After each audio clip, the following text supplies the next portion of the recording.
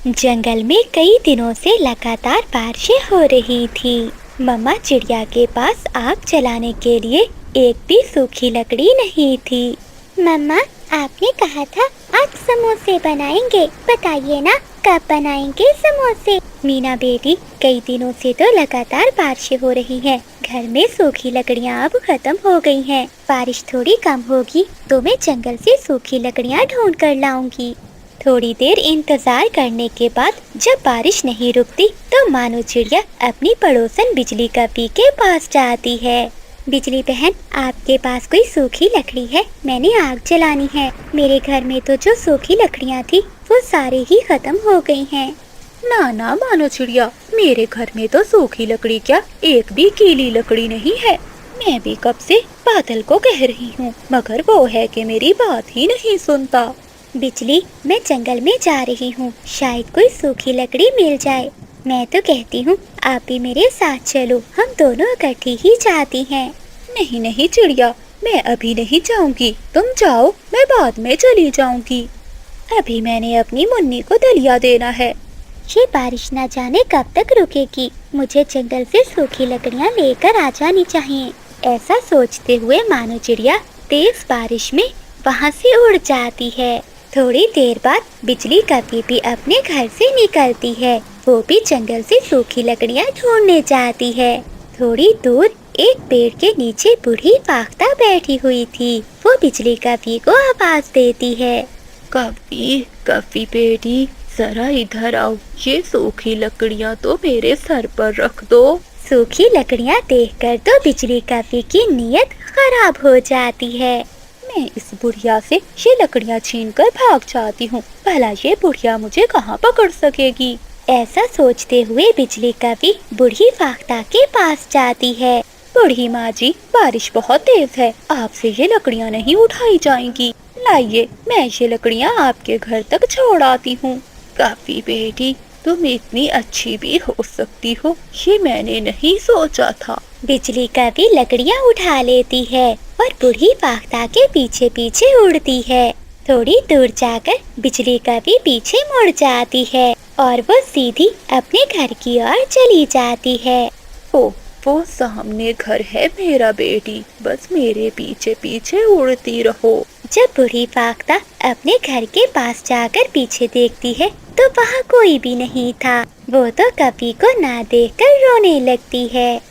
वो कभी बहुत बुरी है, मुझे उल्लू बनाकर मेरी सारी लकड़ियाँ चुरा कर ले गई। थोड़ी देर बाद जंगल में बारिश भी रुक जाती है।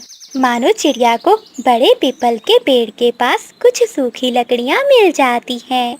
मानो चिड़िया उन लकड़ियों को इकट्ठा करती है और उन्हें उठाकर अपने घर की ओर चली जाती है। मानो चिड़िया को जाता हुआ देखकर बूढ़ी फाख्ता चिड़िया को आवाज देती है। चिड़िया, चिड़िया बेटी। मानो चिड़िया बूढ़ी फाख्ता की आवाज सुनकर वहाँ आती है। जी माँ जी, आपने मुझे बुलाया है, क्या बात है? बेटी, एक काली कभी मेरी सारी लकड़ियाँ चुरा कर ले गई है। मैंने भोजन बनाना है, क्या तुम मुझे कुछ सूखी लकड़ियाँ दे दोगी? माँ जी, आप तो बहुत बूढ़ी हैं, आप भला कैसे भोजन बनाएंगी? आप चलिए, मैं आपको लकड़ियाँ भी देती हूँ और भोजन भी बना कर देती हूँ। फिर मानो चिड़िया बूढ़ी फाख्ता के घर में जाती है। मानो चिड़िया चूल्हे में आग जलाती है। बेटी, मैंने ये चावल भिगोए हुए हैं, तुम खिचड़ी ही बना दो। फिर मानो चिड़िया बूढ़ी फाख्ता के लिए खिचड़ी बनाने लगती है। बादल जी, जब उस बूढ़ी फाख्ता ने पीछे मुड़कर देखा होगा तो बहुत रोई होगी। हो, दुष्ट कवि, बुरी कवि, गंदी कवि, ऐसे ऐसे कह रही होगी वो बुढ़िया। अच्छा बिजली, अब मुझे बहुत भूख लगी हुई है, मैंने आग जला दी है, जल्दी से मुझे भोजन बना दो। बादल जी, घर में एक भी सब्जी नहीं है, मैं भोजन किससे बनाऊं? केवल सूखी लकड़ियों से तो बस आग ही जलेगी। अच्छा, मैं कुछ करता हूँ। बेटी चिड़िया, ये कुछ खिचड़ी तुम अपने घर ले जाओ, मेरे लिए यही बहुत है। नहीं नहीं माँ जी, आप ये रहने दे, मेरे घर में सब्जी है, मैं जाकर बना लूंगी। बेटी चिड़िया, मेरा कोई नहीं है इस जंगल में। अगर तुमने मुझे माँ कहा है तो मेरी बेटी हो तुम हर रोज मेरे घर आ जाया करो। मेरे लिए खाना बनाकर अपने और अपने बच्चों के लिए ले जाया करो। मेरे पास ढेर सारा अनाज है। फिर मानो चिड़िया एक बर्तन में खिचड़ी डालकर ले जाती है। खिचड़ी खिचड़ी मम्मा, ये खिचड़ी तो बहुत स्वादिष्ट लग रही है। अच्छा मीना बेटी, ये खिचड़ी बहुत गर्म है, जरा आहिस्ता आहिस्ता खाना, कहीं आपकी चोंच न जल जाए। तभी मानो चिड़िया के दरवाजे पर दस्तक होती है। मानो चिड़िया दरवाजा खोलती है। चिड़िया बहन, तुम्हारे घर में कोई सब्जी है तो मुझे दे दो। हाँ बिजली बहन, मेरे पास गोभी पड़ी हुई है, आप वो ले जाओ, क्योंकि मैंने और मेरी बेटी ने तो खिचड़ी खा ली है। फिर मानो चिड़िया अपने घर के अंदर जाती है और गोभी लाकर बिजली कपी को दे देती है। मानो बहन, ये तुमने खिचड़ी कहाँ से ली? बिजली बहन, रास्ते में मुझे बेचारी एक बूढ़ी फाख्ता मिली थी। उनकी लकड़ियाँ कोई कभी चुरा कर ले गई। वो बहुत परेशान थी। मैंने उन्हें सूखी लकड़ियाँ भी दी और भोजन भी बना कर दिया। तभी उन्होंने मुझे आधी खिचड़ी दे दी। अब तो मैं हर रोज उस बूढ़ी फाख्ता का भोजन बनाने जाया करूँगी। चिड़िया, क्या वो बूढ़ी फाख्ता तुम्हें हर रोज भोजन दिया करेगी?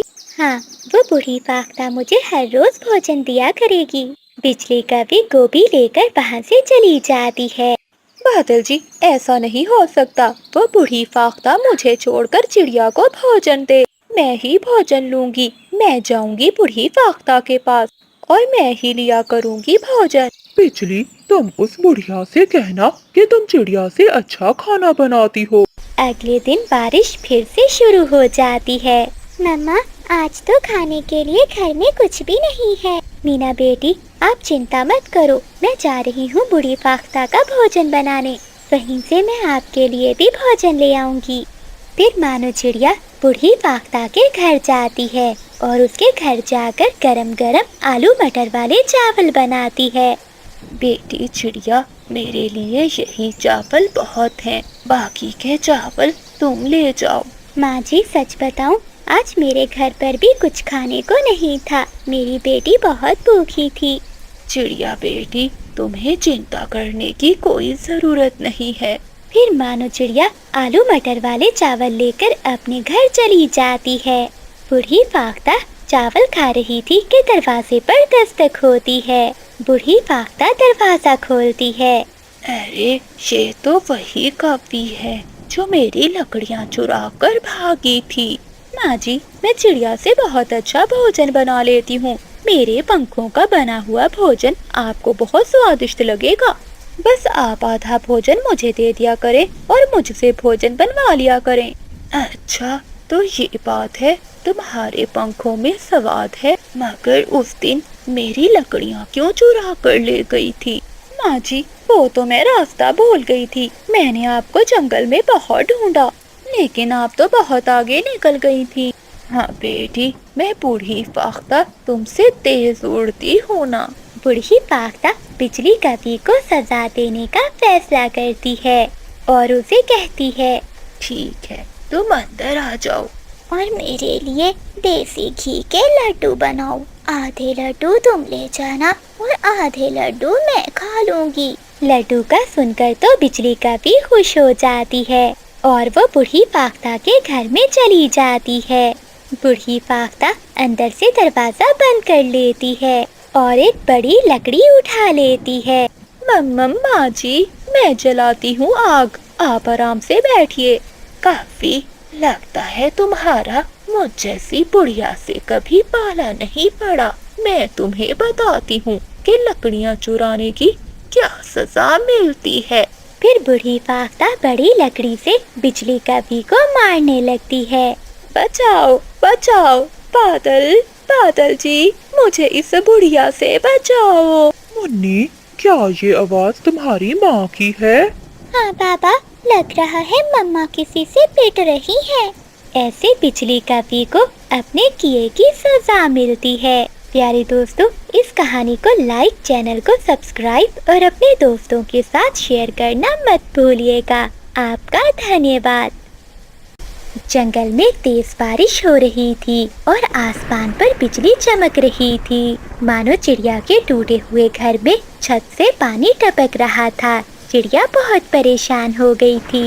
ऐ ऊपर वाले, ये पानी तो घर में घुस आया, कहीं ये पानी मेरे बच्चों के घोंसले तक न पहुंच जाए। चिड़िया के दोनों बच्चे अपने अपने घोंसलों में बैठे हुए कांप रहे थे। जंगल में गरजती बिजली से वो बच्चे बहुत डरे हुए थे। मम्मा, ये बिजली बहुत जोरों से गरज रही है।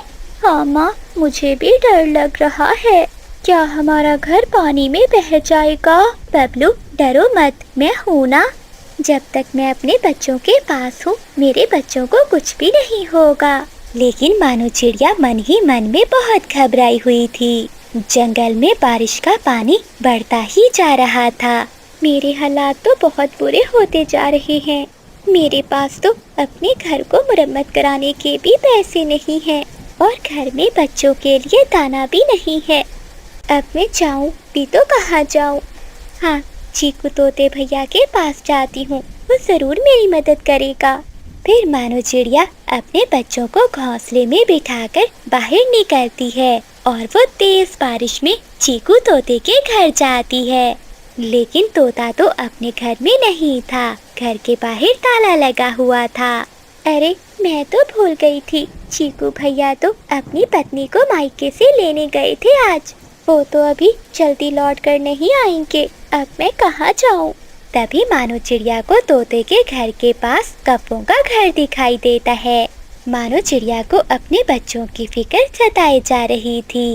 वो कौवों के घर जाती है और दरवाजे पर दस्तक देती है। कभी बहन, दरवाजा खोलिए। बिजली कभी बाहर आती है। क्या हुआ चिड़िया, यहाँ क्या करने आई हो? बिजली बहन, मुझे आपकी मदद चाहिए।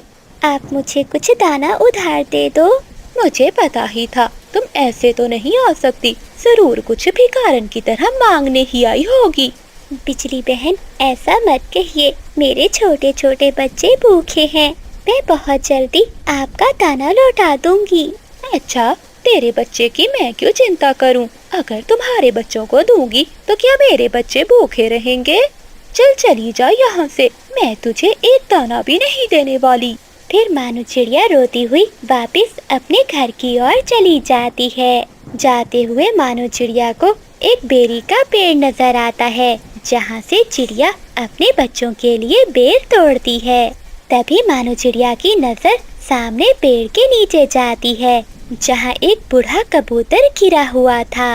मानो चिड़िया उस बूढ़े कबूतर के पास जाती है और उसे उठाती है। बाबा जी, क्या मैं आपकी कोई मदद कर सकती हूँ? बेटी, बहुत दिनों से कुछ खाया नहीं है, अगर तेरे पास कुछ खाने को है तो मुझे दे दे। मानो चिड़िया के पास तो बस वही 2 बेर थे जो उसने अपने बच्चों के लिए तोड़े थे। वो उन 2 बेरों में से एक बेर उस बूढ़े कबूतर को दे देती है।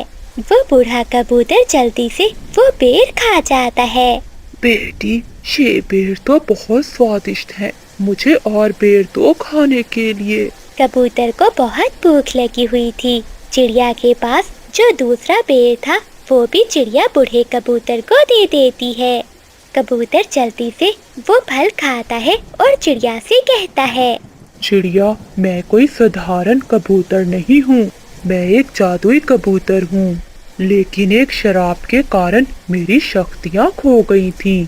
आज तुम्हारे ये फल खाने के कारण मेरी शक्तियाँ लौट आई हैं। चिड़िया, मैं सब जानता हूँ, तुमने अपने बच्चों का भोजन मुझे दिया है, अब मैं भी तुम्हें कुछ ऐसा दूंगा जिससे तुम्हारे बच्चे कभी भूखे नहीं रहेंगे। बाबा जी, अगर ऐसा हो गया तो मैं आपका ये एहसान कभी नहीं भूलूंगी। मेरे बच्चों ने कई दिनों से अच्छा भोजन नहीं खाया है। जाओ बेटी, काली पहाड़ी के पीछे जाना, वहाँ एक गुफा है, तुम उस गुफा के अंदर चली जाना। वहाँ एक जादुई चील रहता है जो उस गुफा की रक्षा करता है। तुम ये मीठा सेब ले जाओ और उसे ये मीठा सेब खिला देना, और जब वो तुमसे खुश हो जाए तो तुम उस जादुई चील से एक जादुई मटका लेना। तुम्हें जब वो जादुई मटका मिल जाएगा तो तुम्हारे बच्चे कभी भूखे नहीं रहेंगे। मानो चिड़िया ये सारी बातें सुनकर वहाँ से उड़ती है और वो काली पहाड़ी के पीछे गुफा में जाती है।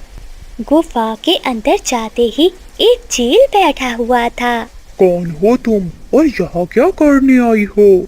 चली जाओ यहाँ से, वरना अपने जादू से जलाकर तुम्हें भस्म कर दूंगा। चील जी, मुझे कबूतर बाबा ने भेजा है, ये लीजिए, ये मैं आपके लिए मीठा सेब लाई हूँ। मीठे सेब को देखते ही चील का गुस्सा शांत हो जाता है।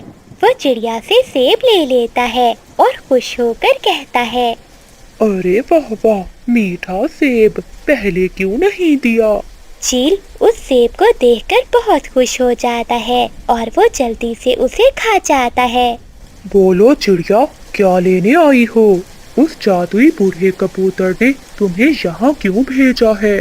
उस बाबा कबूतर ने मुझे यहाँ जादुई मटका लेने के लिए भेजा है। फिर जादुई चील अपना जादू करता है और वहाँ एक मटका आ जाता है। मानो चिड़िया वो जादुई मटका लेकर अपने घर लौट जाती है और फिर वो जादुई मटके से कहती है, जादुई मटके, जल्दी से चलो और मेरे भूखे बच्चों को भोजन दो। मानो चिड़िया के इतने कहते ही एक जादू होता है और वहाँ ढेर सारा भोजन आ जाता है। बच्चे ये सब देखकर बहुत हैरान थे। वो जल्दी जल्दी से भोजन खाते हैं। मम्मा, ये मटका तो बहुत अच्छा है, देखिए ना, ये तो हमें खाने के लिए कितने स्वादिष्ट भोजन भी देता है। हाँ बच्चों, अब मैं तुम दोनों को और दुख नहीं दिखाऊंगी। अब जो भी मेरे बच्चों को चाहिए होगा वो मैं सब दूंगी। चलो बच्चों, अब सो जाओ। मानो चिड़िया अपने दोनों बच्चों को सुला देती है और फिर से जादुई मटके से कहती है, जादुई मटके, जलो और मेरे लिए सोना चांदी पैसे लाओ। मानो चिड़िया जब देखती है तो पूरा मटका सोने के सिक्कों से भर जाता है। फिर मानो चिड़िया उन सारे सिक्कों को एक पोटली में डाल लेती है और वो भी सो जाती है।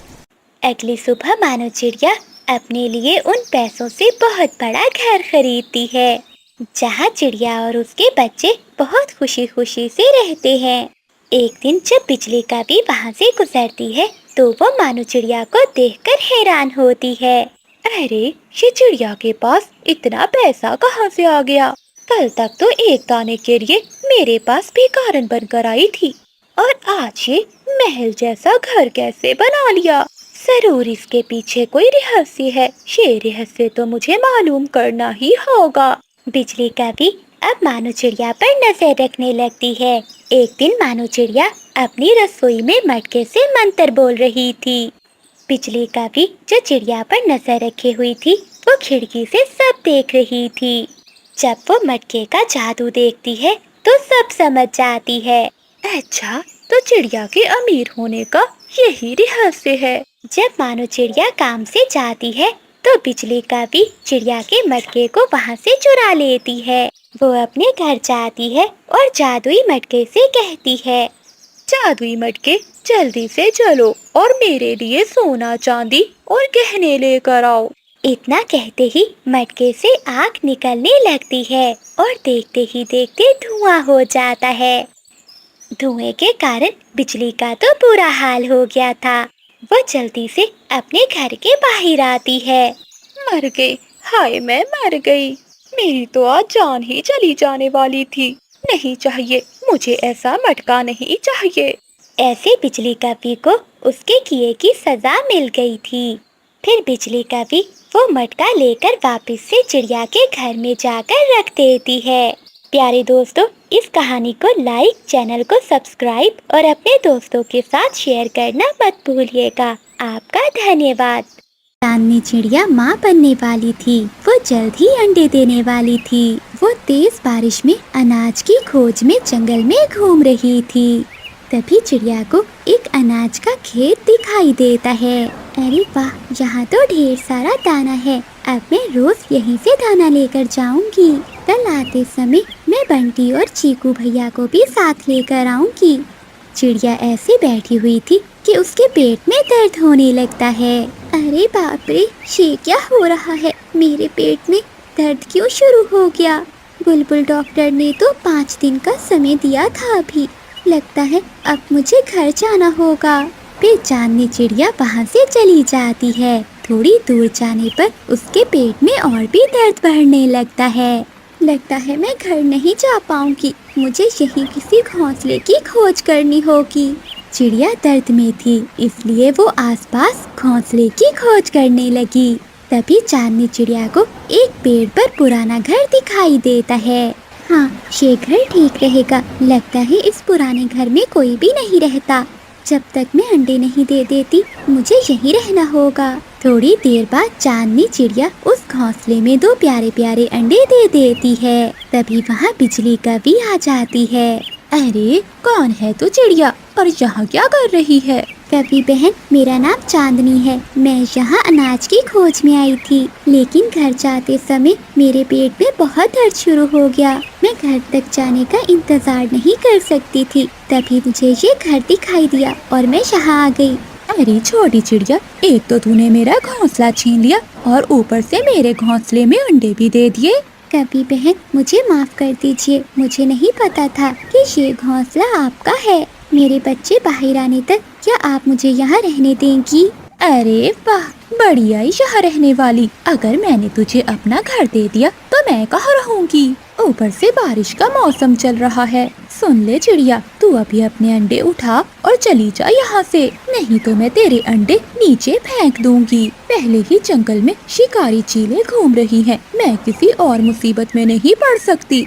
नहीं नहीं कभी बहन, आप ऐसा ना कीजिए। मैं अपने अंडे लेकर चली जाती हूँ। लेकिन कभी बहन, मैं अपने दोनों अंडे एक साथ नहीं लेकर जा सकती। मैं अभी अपना एक अंडा ले जाती हूँ और बाद में दूसरा ले जाऊंगी। ठीक है, जाओ, लेकिन जल्दी करना। मेरे घर पर मेहमान आने वाले हैं। उनके आने से पहले तू अपने दोनों अंडे लेकर यहाँ से चली जा। बेचारी चांदनी चिड़िया चाहती तो वो कभी की एक बात भी ना सुनती, लेकिन वो क्या करती, वो अपने अंडों को लेकर बहुत मजबूर थी। फिर वो अपना एक अंडा उठाती है और वहाँ से चली जाती है। अच्छा ही हुआ मैंने सुबह ये घोंसला देख लिया था। मुझे तो बना बनाया ही घर मिल गया। क्या पता ये किसका घोंसला है। अब वो छोटी चिड़िया इस अंडे को भी ले जाए और फिर आराम से सोऊंगी मैं। बिजली का भी वहाँ पर बैठी हुई थी कि तभी वहाँ एक शिकारी चील आ जाती है। अरे ओ काफी, तू मेरे घोंसले में क्या कर रही है? चील, वो मैं, मेरे पेट में दर्द हो रहा था। मजबूरी में अंडा देने के लिए मुझे यहाँ आना पड़ा। मुझे माफ कर दीजिए। मैं अपने अंडे को लेकर अभी यहाँ से चली जाती हूँ। अब तू कहीं नहीं जा सकती काफी। मैं इस घोंसले में अपने मारे हुए शिकार रखती हूँ। रोज तुम जैसे पक्षी मेरे इस घोंसले में ठहरने के लिए आते हैं। अगर एक बार कोई पक्षी यहाँ आ गया तो वापस नहीं जाता। अभी मुझे ज्यादा भूख तो नहीं है। पहले मैं तेरे अंडे को खाऊंगी और फिर रात में तुझे खाऊंगी। फिर शिकारी चील बिजली कभी को घर में बंद करके वो अंडा लेकर वहाँ से चली जाती है। वो चील अंडा लेकर जा रही थी कि तभी उसे सामने एक और चील आती हुई दिखाई देती है। अरे ये बिन बुलाई मेहमान मेरी और क्या करने आ रही है? मुझे ये अंडा छुपाना होगा, नहीं तो ये अंडा मुझसे लेकर खा लेगी। फिर चील वहाँ से दूसरी दिशा में मुड़ जाती है और वो उस अंडे को एक पेड़ की खोखर में ले जाती है। उस पेड़ की खोखर में पहले भी बहुत अंडे थे। वो चील वहाँ अंडा रख कर चली जाती है। थोड़ी देर बाद चांदनी चिड़िया वापस आ जाती है। वो दरवाजे की कुंडी खोलकर अंदर जाती है। क्या हुआ कभी बहन, मेरा अंडा कहाँ है? मुझे माफ कर दो चिड़िया, वो शिकारी चील तुम्हारा अंडा लेकर चली गई। मैंने तो तुम्हें पहले ही बताया था कि इस जंगल में शिकारी चीलें घूमती हैं। जिस बात का डर था वही हो गया। चिड़िया कर तो कुछ नहीं सकती थी, वो रो रही थी। फिर वो चुपचाप अपने घर की ओर चली जाती है। अरे बहुत तेज बारिश है। मैं ऐसा करता हूँ, उस पेड़ की खोखर में थोड़ी देर रुक जाता हूँ। फिर चीकू तोता उसी पेड़ की खोखर में चला जाता है जहाँ शिकारी चील ने अंडा रखा था। वो खोखर में जाकर बहुत डर जाता है। अरे ये मैं कहाँ आ गया? लगता है ये किसी शिकारी चील की खोखर है। तभी तो यहाँ बहुत सारे अंडे टूटे हुए पड़े हैं और यहाँ ढेर सारे अंडे भी हैं। लगता है शिकारी चील ने अंडे खाने के लिए ही रखे होंगे। अरे ये क्या, ये तो हमारा अंडा है जो कल हमारे घोंसले से चोरी हो गया था। मैं अपना अंडा लेकर यहाँ से चला जाता हूँ। फिर मिठू तोता अपना अंडा लेकर वहाँ से चला जाता है। चांदनी चिड़िया अपने घर पे बैठी हुई थी कि तभी चिंकी तोती आ जाती है। क्या हुआ चांदनी बहन, आप ऐसे क्यों रो रही हो? फिर चांदनी चिड़िया सारी बात बताती है। क्या बताऊं चिड़िया बहन, कल मेरा भी एक अंडा चोरी हो गया था। लगता है वो अंडा भी शिकारी चील ही चुरा कर ले गई होगी। तभी वहाँ पर बुलबुल भी आ जाती है। बुलबुल बहन, आप क्यों रो रही हैं? क्या बताऊं चिड़िया बहन, अभी एक शिकारी चील मेरे 2 अंडों को उठा कर ले गई। इतने सालों बाद तो मैं माँ बनने वाली थी। तभी चीकू तोता चिड़िया के घर आता है। चीकू जी, ये तो हमारा अंडा है, ये आपको कहाँ से मिला? फिर चीकू तोता सारी बात उन्हें बताता है। और वहाँ ढेर सारे अंडे भी थे, उन्हीं अंडों में मेरा अंडा भी था। बस मैं अपना अंडा लेकर वहाँ से भागते हुए आ गया। चिड़िया को सारी बात समझ में आ जाती है। बुलबुल, हो ना हो हमारे अंडे भी वही होंगे, हमें जाकर देखना चाहिए। हाँ चिड़िया, जल्दी करो, इससे पहले कि वो चील उस खोखर में जाकर वो अंडे खा ले। तुम अपने अपने अंडे ले आओ। चीकू भैया, हमें सावधानी से काम लेना होगा। मेरे पास एक योजना है। फिर चांदनी चिड़िया की योजना के अनुसार चीकू तोता वहाँ से चील के पास जाता है। चील पहले से ही उस खोखर के बाहर बैठी हुई थी। अरे वाह, सुनहरी चील ने मुझे अंडों के बदले में कितना सारा भोजन दिया है। ये तोता कौन सी अंडों की बातें कर रहा है, जरा जाकर पूछती हूँ। अरे तोते, कौन से अंडे? क्या सुनहरी चील को तुमने कौन से अंडे दिए हैं? हाँ, मैंने अभी सुनहरी चील को शुतुरमुर्ग के 2 बड़े बड़े अंडे दिए हैं। बदले में उसने मुझे ये भोजन दिया है। क्या कहा? शुतुरमुर्ग के अंडे? वो तुम्हें कहाँ मिले? यही पास में ही है। उन अंडों की माँ मर गई है, अब वो अंडे ऐसे ही पड़े हैं। ये सुनकर चील लालच में आ जाती है। तोते, क्या तुम मुझे वहाँ ले जाओगे? ले तो मैं जाऊंगा, लेकिन बदले में मुझे क्या मिलेगा? तोते, उन अंडों के बदले मैं तुझे 2 बोरी अनाज की दूंगी। 2 बोरी अनाज? तो ठीक है, चलो मेरे पीछे। फिर चीकू तोता चील को लेकर वहाँ से चला जाता है। चील के जाते ही सभी पक्षी उस खोखर से अपने अपने अंडे लेकर चले जाते हैं। चील दी, वो देखे, वो रहे शुतुरमुर्ग के अंडे। आप आराम से अंडे खाएं, अब मैं घर चलता हूँ। फिर चीकू तोता वहाँ से चला जाता है और वो शिकारी चील अंडों को खाने लगती है। वो उन अंडों को चोंच मारती है। अरे, ये अंडा टूट क्यों नहीं रहा? लगता है शुतुरमुर्ग का है ना, इसलिए जोर से चोंच मारनी होगी। ऐसा कहते हुए चील जोर से अपनी चोंच उन अंडों पर मारती है। जैसे ही वो जोर से चोंच मारती है तो उसकी चोंच टूट जाती है। अरे, मर गई मैं। ये कैसे अंडे हैं? बारिश और भी तेज हो जाती है। पक्षियों ने जो रंग उन अंडों पर किया था वो सारा उतर जाता है। अरे, ये तो पत्थर के अंडे हैं। लगता है उन पक्षियों ने मुझे बेवकूफ बनाया है। नहीं छोड़ूंगी मैं उन्हें। इधर चिड़िया को अपना खोया हुआ अंडा भी मिल जाता है और बुलबुल को भी अपने अंडे मिल जाते हैं। क्या बात है बादल जी, आज बड़े खुश लग रहे हो। अब जल्दी से अंदर आ जाओ, बाहर बारिश हो रही है। बिजली, मुझे तो अब ये बारिश भी बहुत अच्छी लगती है। जरा देखो तो, बाकी पक्षियों के घर पेड़ों पर कैसे घास फूस के बने हुए हैं। मेरे जैसा मजबूत घर है भला किसी का? नहीं है, और ये बात मैं तुम्हें कल से 100 दफा बता चुकी हूँ। बादल काके ने अभी अभी बहुत बड़ा, सुंदर और मजबूत घर बनवाया था। दूसरी ओर जंगल के सभी पक्षी चिड़िया के घर में बैठे उसी की बातें कर रहे थे। चिड़िया बहन, मेरा तो मन कर रहा है कि मैं कफे का घर एक बार अंदर से देख आऊं। बाहर से तो बहुत बड़ा और सुंदर है। सच कहा कबूतर भैया, लेकिन मुझे नहीं लगता कि बादल कव्वा हम सबको अपने घर में जाने देगा। क्यों भला चिड़िया? क्योंकि बबली बहन जब से कपों का नया घर बना है वो तो हम में से किसी पक्षी के साथ अच्छे से बात नहीं करते। वो सब बैठे हुए थे कि तभी तोता और तोती भी आ जाते हैं। क्या हुआ चिड़िया बहन, क्या बातें चल रही थी? कुछ नहीं तोते भैया, हम सब तो कपों की बातें कर रहे थे। उन्होंने अपना घर बहुत सुंदर बना लिया है। अरे दोस्तों, छोड़ो उन कपों के घर को। पता है, मैं और चीकू जी आ रहे थे कि हमें मौसम के पक्षी ने बताया कि अभी जो बारिश हो रही है ये तो कुछ नहीं, आने वाले 2-3 दिनों में बहुत तेज बारिश होगी। इसलिए हम सब पक्षी अपने अपने घोंसलों को पक्का कर लें। चिड़िया, मेरा घर तो बहुत कमजोर है, लेकिन मेरा मुरम्मत करने को जरा भी मन नहीं कर रहा। कबूतर भैया, घर तो मेरा भी कमजोर है, लेकिन घर की मुरम्मत तो करनी ही होगी। बारिश रुकने पर सभी पक्षी अपने अपने घरों को लौट जाते हैं। तोता तोती घर वापस जा रहे थे, तभी रास्ते में कपों का घर आता है।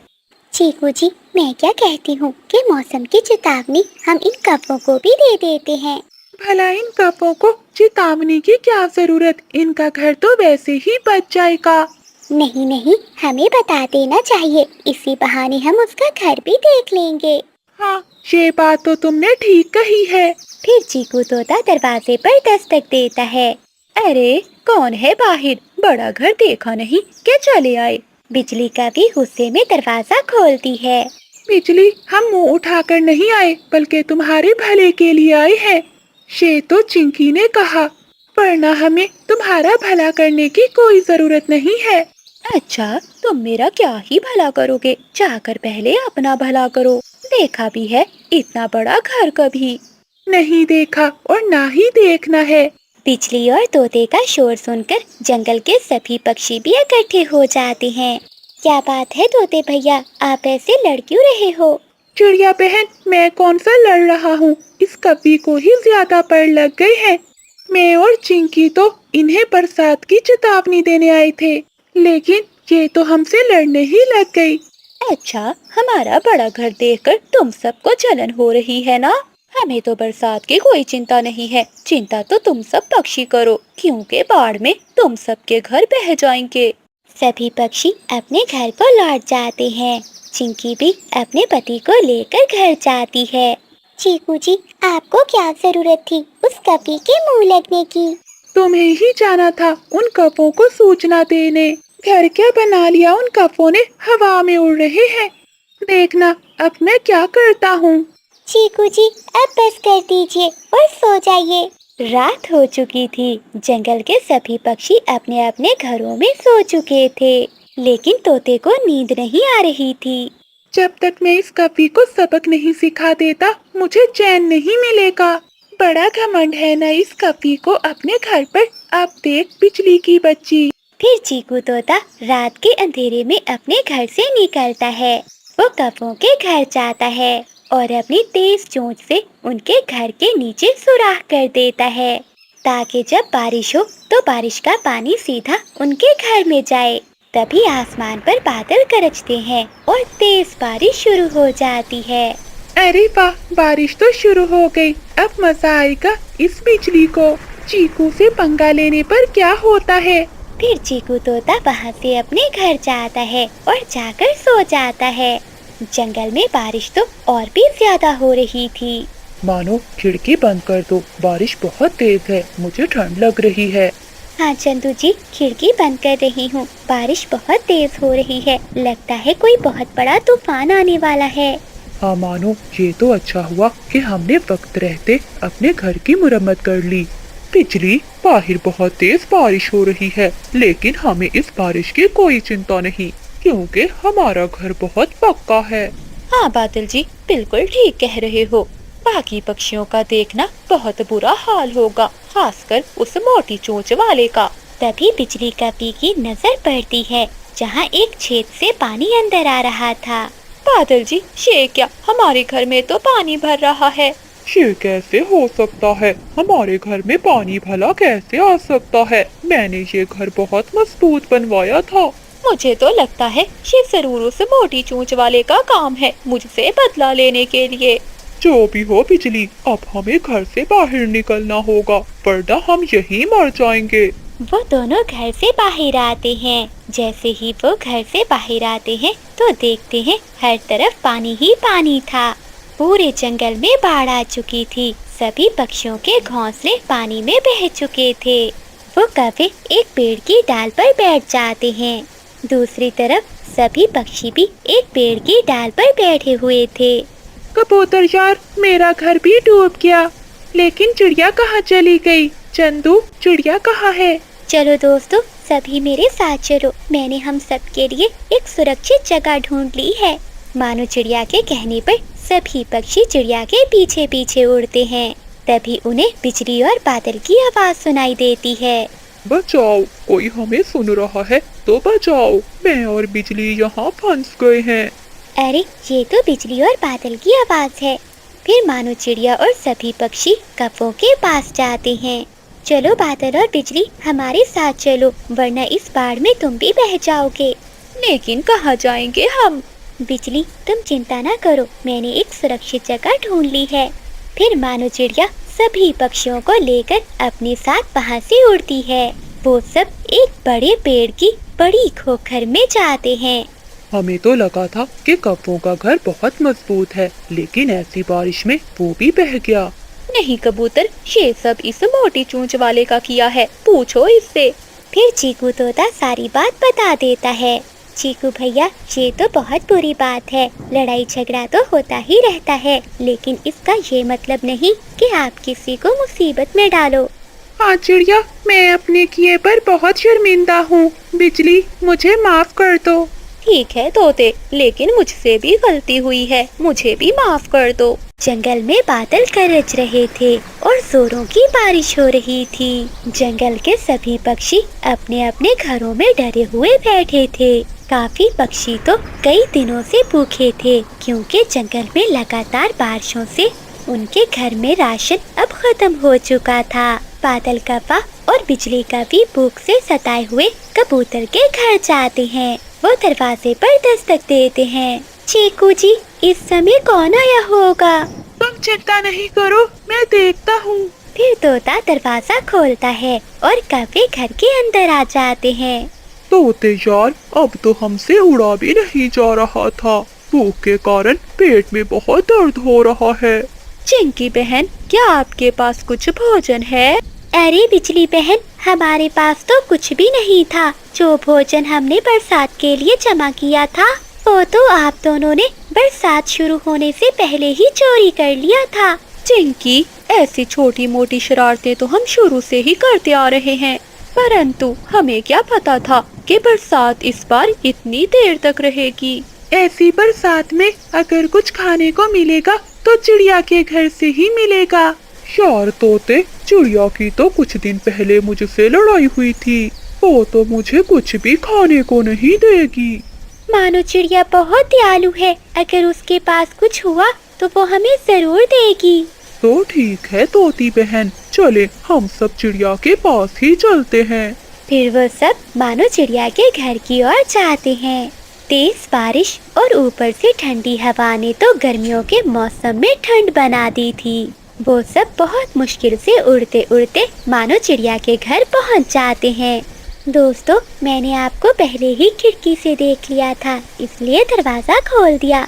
चिड़िया बहन, हमने तो बहुत इंतजार किया कि बारिश रुक जाए, परंतु बारिश तो और भी ज्यादा तेज हो गई है। मैं और चीकू जी बहुत भूखे हैं। और हम भी। चिड़िया बहन, उस दिन जो मेरे पति ने तुमसे लड़ाई की थी, मैं उसके लिए क्षमा मांगती हूँ। मानो बहन, अगर ऐसी बारिश में हमें कुछ खाने को ना मिला तो हम सब भूख से मर जाएंगे। आप सब चिंता ना करो, मैंने बरसात के लिए भोजन जमा कर रखा है। मैं अभी आप सबको भोजन देती हूँ। फिर मानो चिड़िया अपना भोजन वाला संदूक खोलती है, जिसमें उसने ढेर सारा अनाज जमा कर रखा था। वो सब पक्षियों को भोजन देती है। मैं तो सुबह ही चिड़िया के पास आ गया था। मुझे पता था ऐसे मौसम में चिड़िया के पास से ही मिलेगा भोजन। फिर वो सब भोजन खा लेते हैं। बादल जी, अब जाके पेट को कुछ आराम मिला है। मुझे तो लगा था कि मैं भूख से मर ही जाऊंगी। बाहर आसमान पर बादल और भी गहरे हो जाते हैं। वो बड़ा काला बादल खुद पर तो काबू ही नहीं कर पा रहा था। मेरे अंदर बारिश की मात्रा बहुत ज्यादा है, मैं कतरा कतरा नहीं बरस सकता, ऐसे तो मैं फट जाऊंगा। बाबा जी, आप अपने आप पर काबू रखें। अगर आप ऐसे फट गए तो जंगल में सभी पक्षी पानी में डूबकर मर जाएंगे। मेरे पास समय बहुत थोड़ा है, मैं और नहीं रुक सकता। बेटे, तुम जल्दी से जाओ और जंगल के पक्षियों को बता दो ताकि वो सब किसी सुरक्षित जगह पर चले जाएं। बाबा, मैं अभी जाता हूँ। फिर वो छोटा बादल नीचे जंगल में आता है, परंतु उसे तो जंगल में कोई पक्षी भी दिखाई नहीं देता। ये सब पक्षी कहाँ चले गए? अगर मेरे पिताजी फट गए फिर तो सभी पक्षी मारे जाएंगे, जंगल में बहुत पानी आ जाएगा। ऐसा कहते हुए बादल आवाज देता है, कोई है, कोई है, मेरी आवाज सुनो। जंगल के पक्षियों, आप सब कहाँ हो? दोस्तों, मुझे किसी के बुलाने की आवाज आ रही है। ये कौन हो सकता है जो ऐसी बारिश में हमें बुला रहा है? चिड़िया बहन, हमें जाकर देखना होगा, शायद कोई मुसीबत में हो। चिड़िया बहन, कबूतर ठीक कह रहा है, तुम जाओ कबूतर के साथ। जंगल में बारिश बहुत तेज थी। वो दोनों बाहर आते हैं। बादल उन दोनों को देखकर उनके पास जाता है। बादल जी, सब ठीक तो है ना? हम सब पक्षी तो बारिश से डरकर चिड़िया के घर में छुपे बैठे थे। मेरे काले बादल पिताजी, जो बादलों में से सबसे बड़े हैं, वो फटने वाले हैं। मैं आप सबको बताने आया हूँ कि आप सब पक्षी किसी सुरक्षित जगह पर चले जाएं। अरे, ये तो बहुत बुरी खबर है, लेकिन बादल कैसे फटते हैं? मेरे पापा ने पानी अपनी प्यास से कुछ ज्यादा ही पी लिया था और अब वो पानी का बोझ उठा नहीं पा रहे, क्योंकि उन पर हवाओं का दबाव बढ़ रहा है, जिस कारण वो फट जाएंगे। तो क्या बादल, हम पहाड़ों पर चले जाएं? छोटे बादल, क्या पहाड़ों पर तो नहीं आएगा पानी? बादल फटने से जोरदार धमाका होगा और बारिश की बूंदें गिरने की बजाय एकदम ढेर सारा पानी नीचे आएगा। ये अच्छा ही है कि तुम सब पहाड़ों पर चले जाओ। फिर वो छोटा बादल आसमानों में चला जाता है और चिड़िया और कबूतर वापस अपने घर लौट आते हैं। चिड़िया बहन, कौन था? क्या कोई मुसाफिर था या फिर कोई मुश्किल में था? दोस्तों, मुश्किल में कोई और नहीं बल्कि हम सब मुश्किल में फंस गए हैं। दोस्तों, हम सबको यहाँ से जाना होगा। चिड़िया बहन, तुम हम सबको ऐसे डरा क्यों रही हो? आखिर हुआ क्या है? हमें क्यों और कहाँ जाना होगा?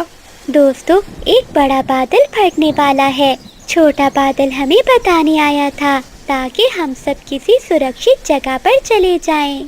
बहुत सारा पानी एक साथ जमीन पर गिरने वाला है। ये बात सुनकर सभी पक्षी बहुत डर जाते हैं। अच्छा चिड़िया बहन, तो हम सब अब कहाँ जाएंगे?